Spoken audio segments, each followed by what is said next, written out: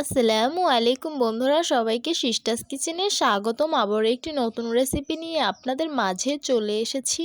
আজকের রেসিপি হলো অ্যাঙ্কারের ডাল দিয়ে মুরগির মাংস রান্না। তো দেখতে থাকুন। প্রথমেই চুলায় একটি পাত্র বসিয়ে দিয়েছি, রেগুলার রান্নার তেল দিয়ে দিলাম, কুচি করে রাখা পেঁয়াজগুলো দিয়ে দিলাম, তারপর সামান্য নেড়ে নিলাম, স্বাদ মতো লবণ দিয়ে দিলাম, আদা রসুন জিরা বাটা দিয়ে দিলাম, শুকনো মরিচ বাটা দিয়ে দিলাম হাফ চামচ, জয়ফল জয়ত্রী গরম মশলা তেজপাতা বাটা দিয়ে দিলাম, আস্ত কিছু কাঁচামরিচ দিয়ে দিলাম, পরিমাণ মতন হলুদ মরিচের গুঁড়ো দিয়ে দিলাম, সামান্য পানি দিয়ে মশলাটা সুন্দরভাবে কষিয়ে নিয়েছি। মুরগির হাত পা মুরগির মাংস আছে সেটা দিয়ে দিলাম, তারপর সুন্দরভাবে কষিয়ে নিতে হবে। তারপর কষানোর জন্য সামান্য পানি দিয়ে দিলাম, তারপর সুন্দর করে কষিয়ে নিয়েছি।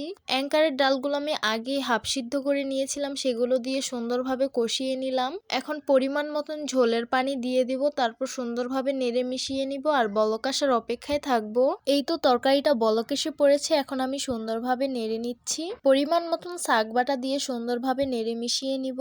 এখন আর তরকারিটা জাল দিব না, এখন চুলার তাপে বসিয়ে রাখবো, কারণ মুরগির ঠ্যাং পাখনাগুলো অনেক বেশি শক্ত ছিল, বসিয়ে রাখলে নরম হয়ে যাবে। এই তো তরকারি হয়ে গেছে, এখন নামিয়ে সার্ভ করে নিব।